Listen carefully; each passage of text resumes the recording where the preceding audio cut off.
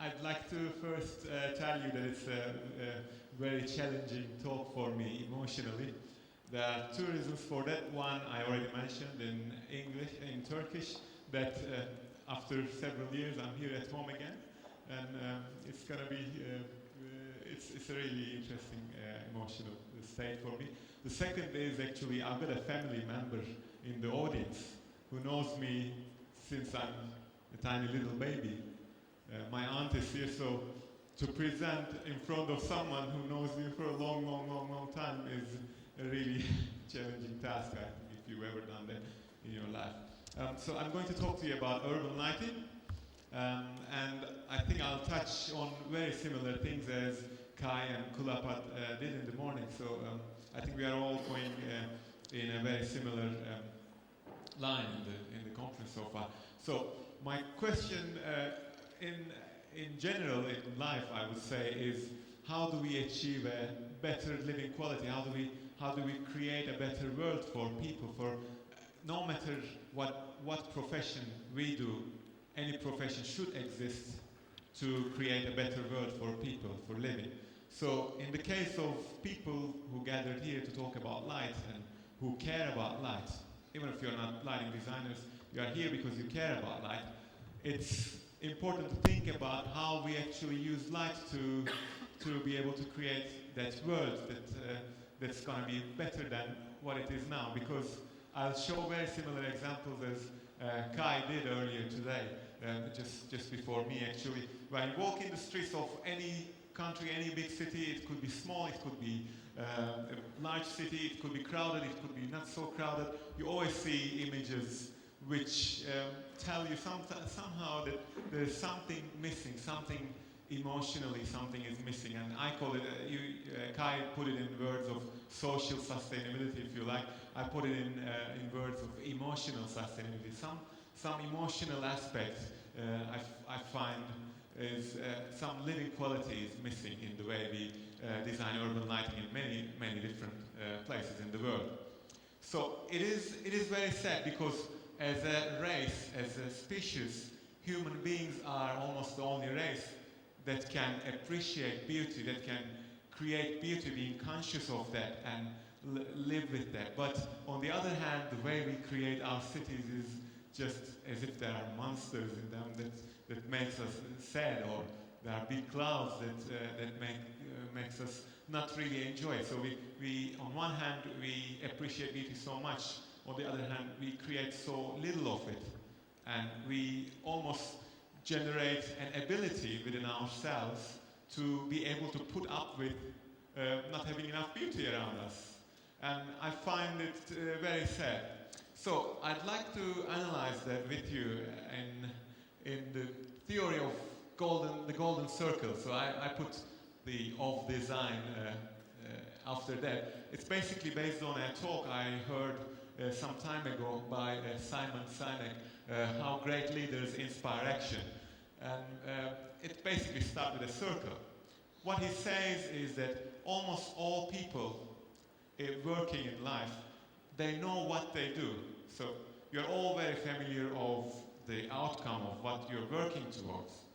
But fewer people actually know how they do it, although many people are quite acquainted with the processes of how things should work. You get less people who know how to work with.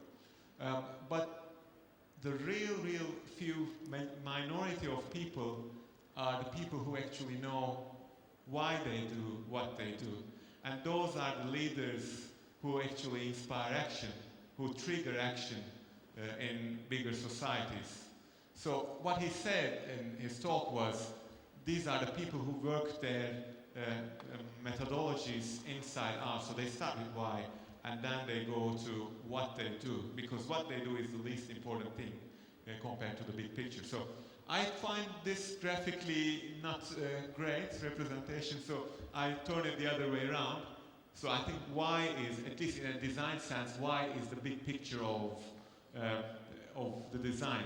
Why is the reasoning, the meaning, the real appreciation behind what we do?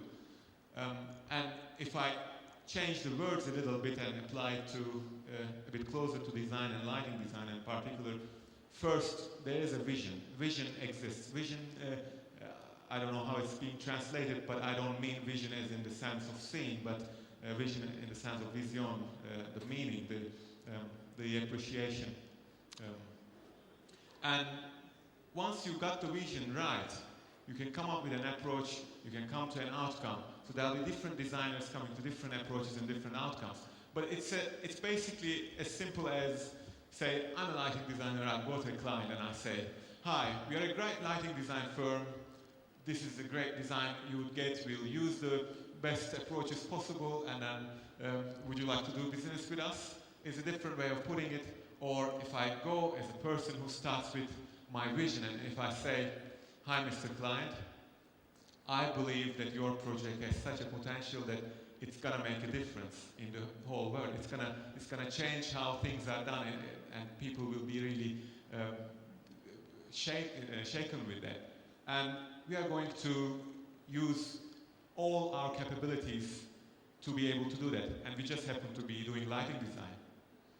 That's the difference of thinking in all we do. Could be lighting design, could be anything else. So, as I said, once we get the meaning right, you have a certain approach, you work towards an outcome. So I work towards an outcome, someone else might come up with another outcome, another person might come with another outcome.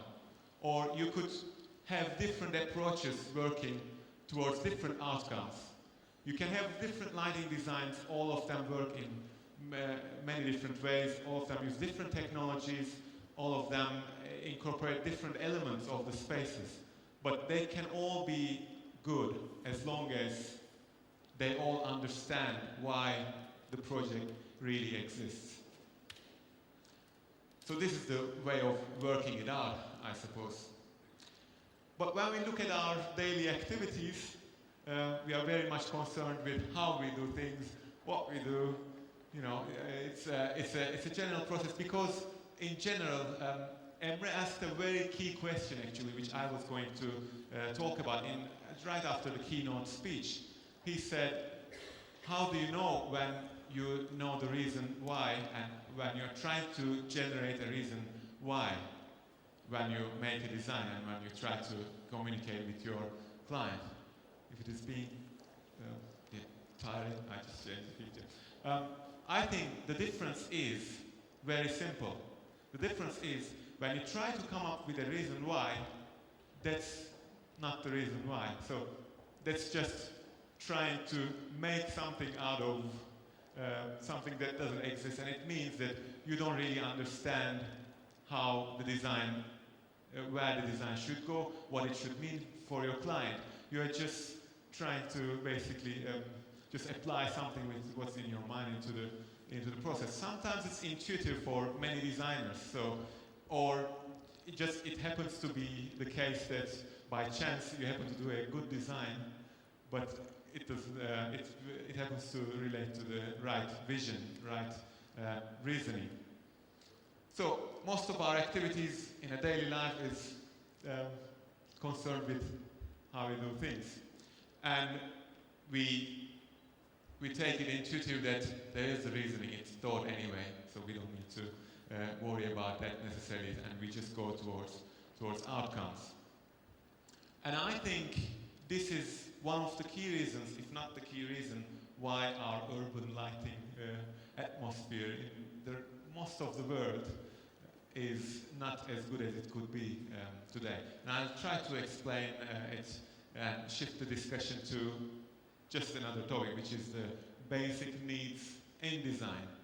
The basic needs is a triangular hierarchical model which is introduced by a scientist called Abraham Maslow in 1943. What he says is, I'm sure many of you will be familiar with this kind of representation. What he says is, for any organism to exist in the very basic level, to exist as a living creature, it needs breathing, food, it needs water, it needs sex, sleep. I don't know if it needs sex, but yeah, maybe it does. It needs sleep, it needs homeostasis and all that. So these are the basic needs at the very first level. And then comes the safety aspect. You've got to be safe, your body, your employment, your resources, and the family and health and all that needs to be safe. Only then, he says, you need love and belonging and friendship and family and things like that.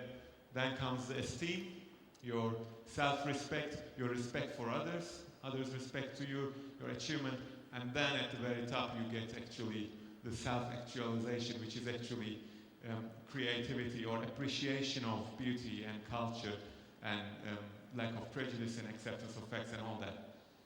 Now, in a civilized society in today's world, I believe that this way of thinking is a very dangerous thing, because we live in a world where 80% of the world population is poor, and what the system suggests is that you've got to go with limited budgets, very limited resources to be able to fulfill this in a hierarchical way. So what happens all the time is that no matter it's in lighting, it's in any aspect, it could be quality of food or quality of any commodity we have. What you get is that we try to allocate our budgets first to achieve the first, and then you go to the second, and then you go towards more luxurious sort of approaches, which is dangerous, as I said. How I see it in today's world is that we cannot need love or friendship less than we need food. And that should be the intention of how our professions should work today, that all of these should be aimed for at the same levels altogether. So I see this representation for design professions as a circular model where you have no edges, no tip points or no bottom, but it's all equal. So I think some of you may guess where I'm going to go from here. I'd like to suggest a paradigm shift in how we do design.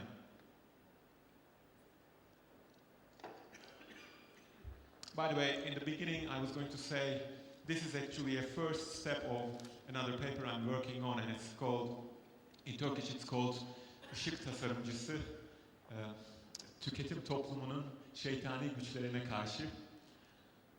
In English, it's lighting designer versus the evil forces of consumer society.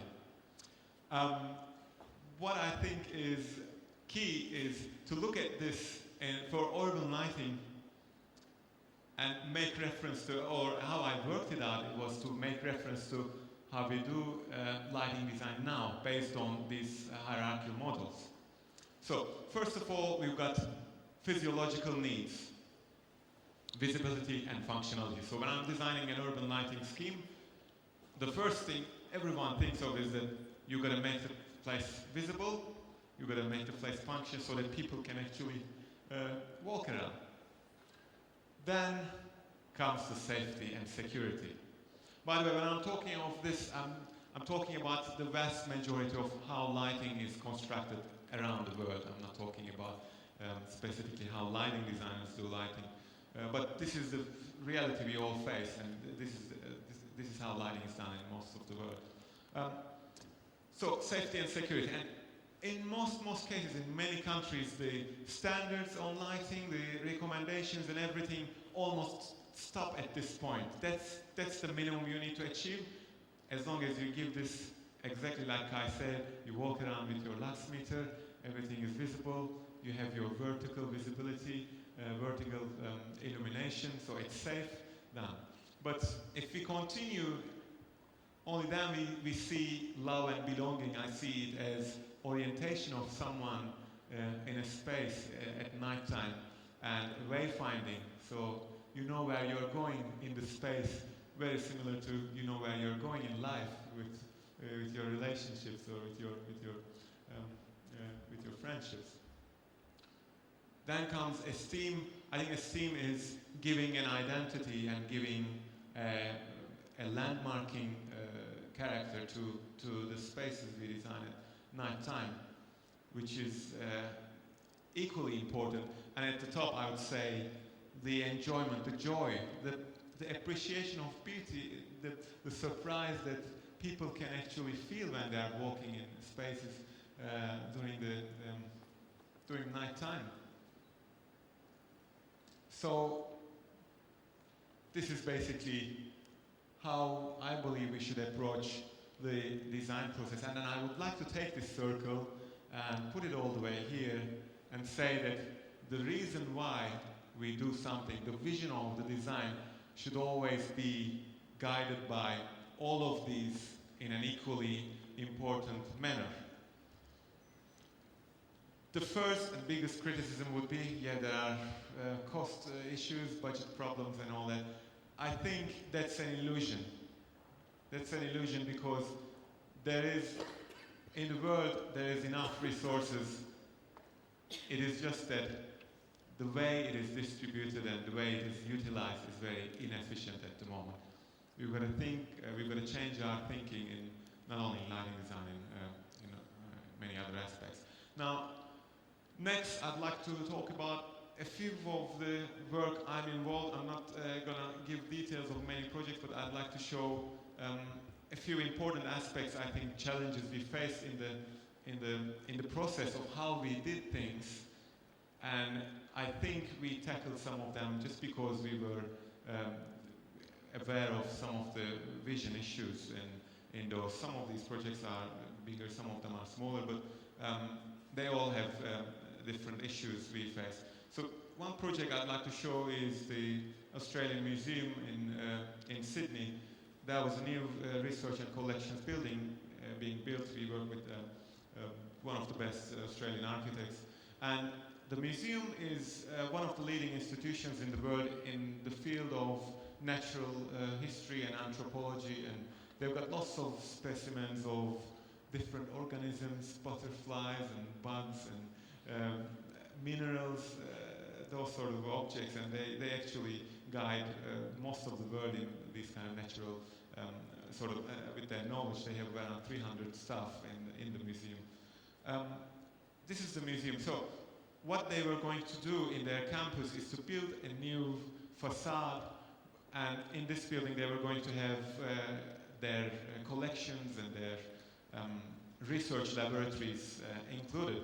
So what they wanted to do was to actually reflect a message to the public that they are doing research and what they are actually looking at in their research. So after a lot of talking and dialogue with the client, the idea was to use the butterfly wing as a means of communicating, so treating the facade, if you like, as a butterfly wing. And there were some of the reasons behind that was that butterfly wing had a lot of things actually within itself that the museum wanted to tell to people. It had the camouflage in the way that it's blended with the historical side, but on the other hand it was attracting mates, which means it was attracting public, and there were also mechanical issues, air conditioning issues and all that, with that being a double skin facade. But what is interesting about butterfly wing is, some of you may know, but when you look at it at a very microscopic level, what you'll see is that it has micro layers within itself. And actually butterfly wing doesn't have any color as such. All it has is micro layers, which basically gives the iridescent quality to the light, which makes a shimmering rainbow-like effect. So when the light hits on a butterfly wing and reflects back, it reflects back in many different colors depending on where you look at it from. So this is more or less what it looks like. So after a lot of research, what we came up with was that this was going to be the visual identity of the facade, and this is the structural identity of the facade. They are both the same butterfly wing image. One is, this one is more basically more zoomed in image compared to that. So just a little bit of history of how actually the structural identity worked in this way, and all these darker little lines were going to work as the colored pieces which are perpendicular to the actual facade. And we found this material which is, this is the light fitting we use. So there was a lot of testing involved in how things could work, because we didn't want to apply light from the outside for some obvious reasons. But we work with dichroic glass, and it's exactly the same thing as how butterfly wing works.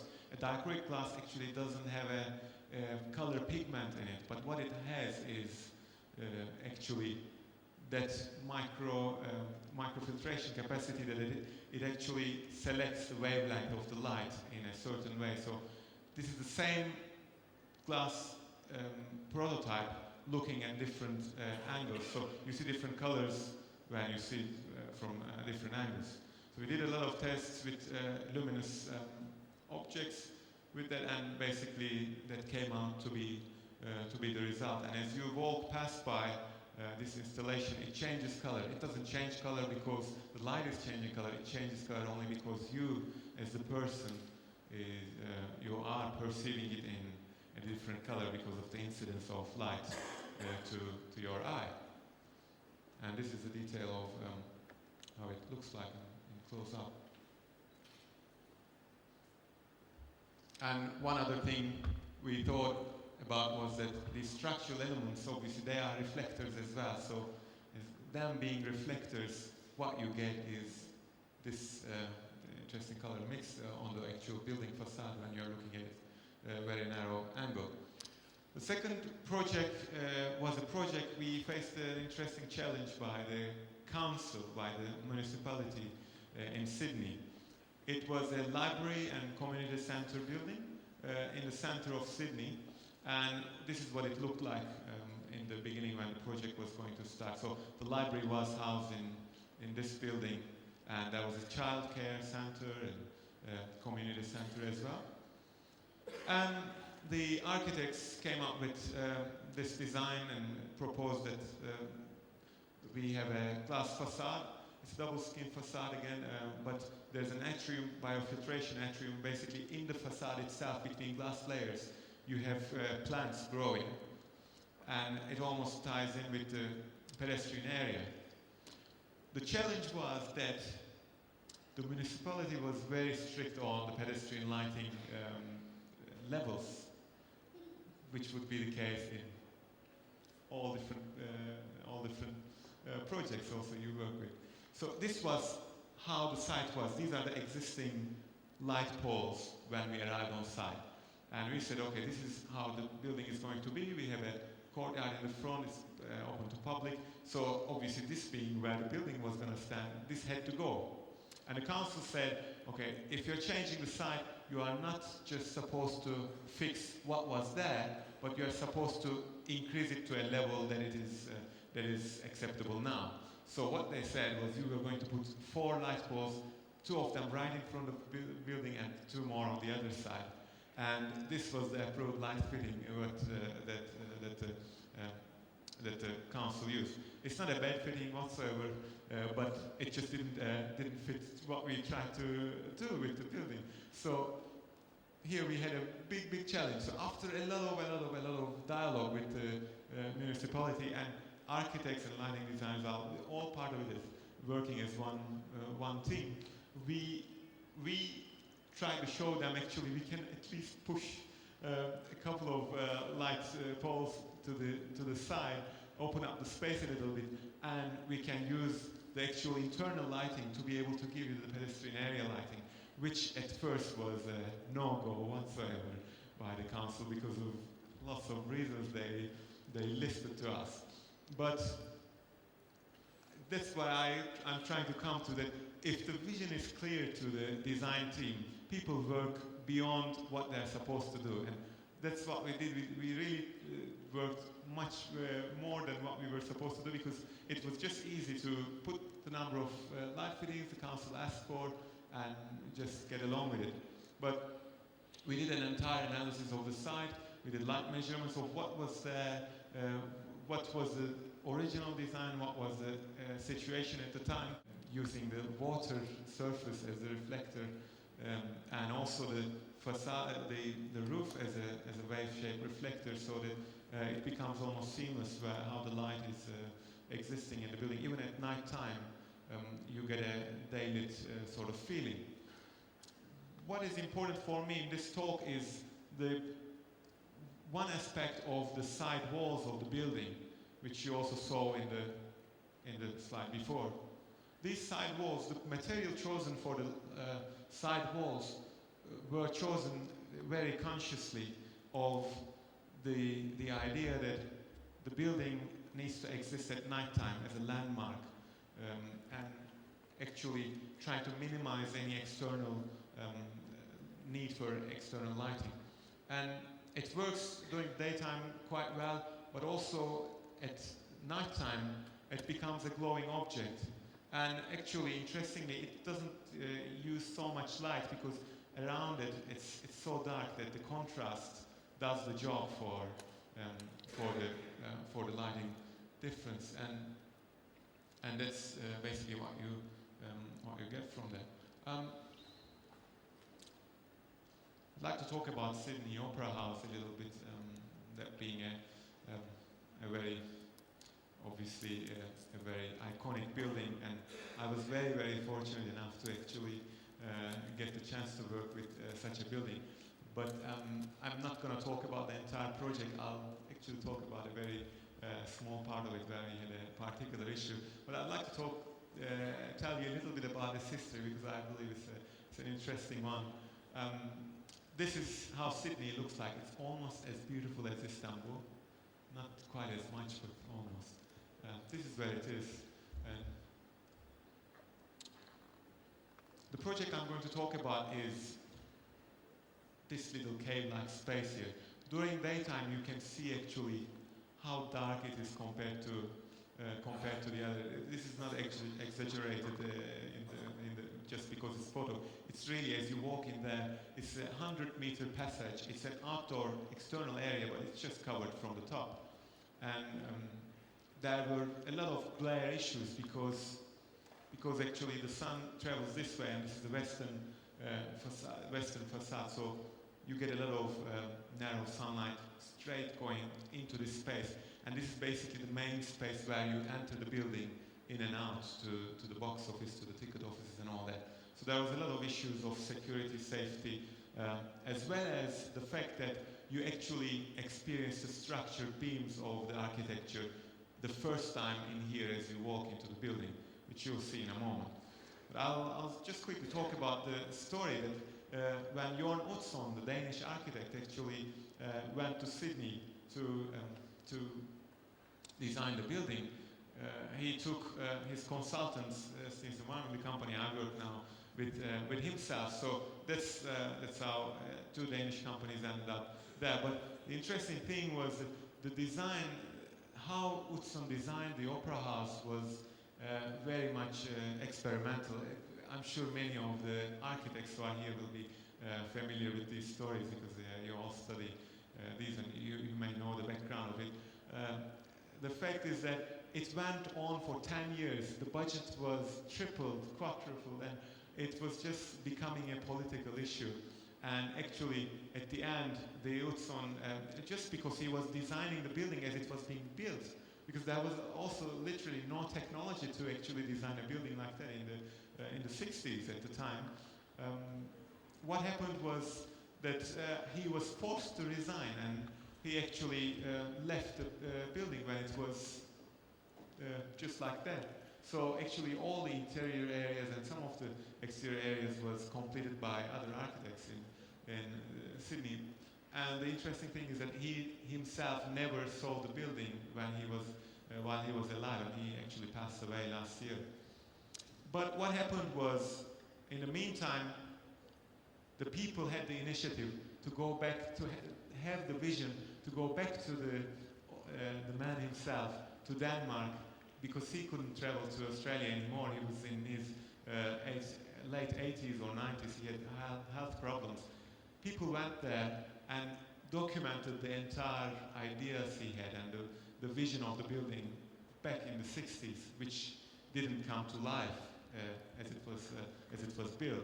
So it was entirely documented, and there was an architectural master plan put together.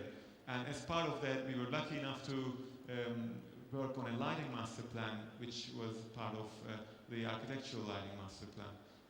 Architectural master plan, I'm sorry. So we did the Western shell lighting, which is this lighting you see, and there was a lot of criticism because it was not fancy enough, maybe. But I'm not going to talk about that. As I said, I'm going to talk about this area where we had issues of glare during the daytime. This is more or less what it looks like when you walk in and out into the space. And sometimes as the sun hits, it forces the limits of eye, and limits of human eye is huge actually, but it gets to such a contrast level that it becomes almost unbearable. And this is interesting in the fact that it is an urban lighting, it is an outdoor lighting for daytime rather than for nighttime.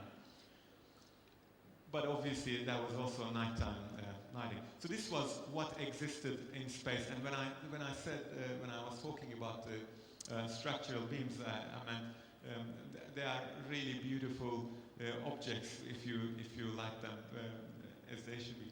So, and the space is also used as a car park area.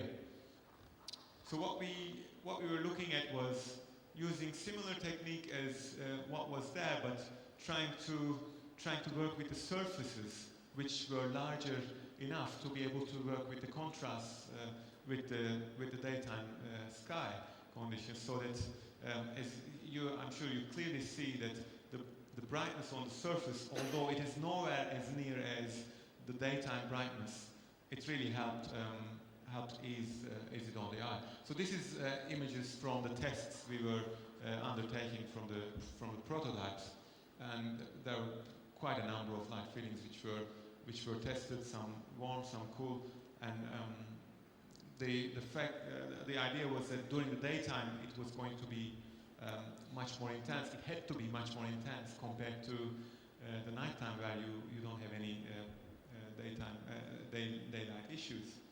So these are some of the lighting tests again, where we had the original lighting still functional, but we were testing the new lighting system. This is how it looks now. Looks like now. Basically, what helped a lot with the daytime balance was this top level, which was lit. What happened was that when we had the old lighting system, it was not intense enough to reach the top surface, basically. But at the moment, the surface actually, although not being extremely reflective, it captures the light quite well. And at night time, it dims down to a much lower value. It's less than half of what uses during the daytime, actually. And this is what the fittings actually look like when you go really, really close to the very edge. This is a 40-meter span space, but only when you're really at the very edge, you can hardly see that there are actually fixtures behind. If I'm doing okay with time, I'll just go through it. Right, okay. This is a project in Denmark. I talked about your notes on the architect of the Opera House. This is very close to his hometown, and it's a museum, an exhibition center, auditorium, and a library building. This was the model of the building, and for obvious reasons of our relationship from Sydney Opera House, and this is like the Sydney Opera House of that city. The city is called Aalborg in Denmark, and for obvious reasons, this building had a big significance, very similar to how Sydney Opera House had significance for Sydney, basically, for Australia. I'll just flick through to some of the concept images. The architecture works in a very similar way that in the case of the other building, you've got the shells in a concave or convex. I always mix these up. Concave, and this is convex. Thank you. İç bükey, dış bükey. So this is the Turkish version. It was a very similar challenge in the way that, as Kai said, light goes directly in one direction in a straight line, whereas you've got curved surfaces, so we were not able to tie it up with fiber optic surfaces as you did. But these were the early sketches of how it could look, and one of the ideas guided by Utzon design principles was that it almost goes seamlessly and fades out into sky, so it's not a coincidence as such. And when the building was finished, the lighting, external lighting, was still not completely resolved. So we got on board, but there was a local lighting designer firm as well that got somehow involved because of their other projects they do around. So this was our submitted design proposal. And then there was a day to undertake certain lighting tests. And that was being managed by the local lighting design firm over there. So what they did was to put two fittings of what we were hoping to test and showed the clients what that is going to do. And that was what it looked like in a very, very primitive way of representation. And they had a whole range of fixtures, and on the other side of the building they represented a completely different concept which they were putting through. But what made the difference was, again, how we actually not so much what this looked like versus what the other looked like, because for many of the people also involved in the stakeholders who actually were making decisions on that, it was more important, it turned out to be more important that the actual relationships with the building, with its history, with whom it's dedicated to, Jornsson. It was very important that things work out in the same vision of how the architecture aims to represent itself. So it's very important that the lighting actually should embrace architecture in projects like this, especially. So this is what it looks like during the day. So we ended up implementing that, and it has been quite successful. It has been the new sort of symbol of Aalborg, and all their city maps and everything have the images of this project. So I will conclude in a very short moment, but I'd like to show this image again and repeat again that all the issues are, regardless of budgets, they should be given the same importance. And very lastly, this is a slide I showed in another presentation earlier. I think as professionals who are involved with lighting in one way or the other, I think this is the formula of how we will need to, and we will have to work towards the future, and we should work towards the future, because the resources which are available us will get less and less. Although the technology is increasing at very rapid speed, we will have to decrease the resources, the amount of resources we use. And the only way we do it is to put more love into design. So we'll need to put more passion into it, and then we'll take the curve all the way down to some level which will never be zero, but which will be much more friendly to the environment, to the eye. So thank you very much for listening to me.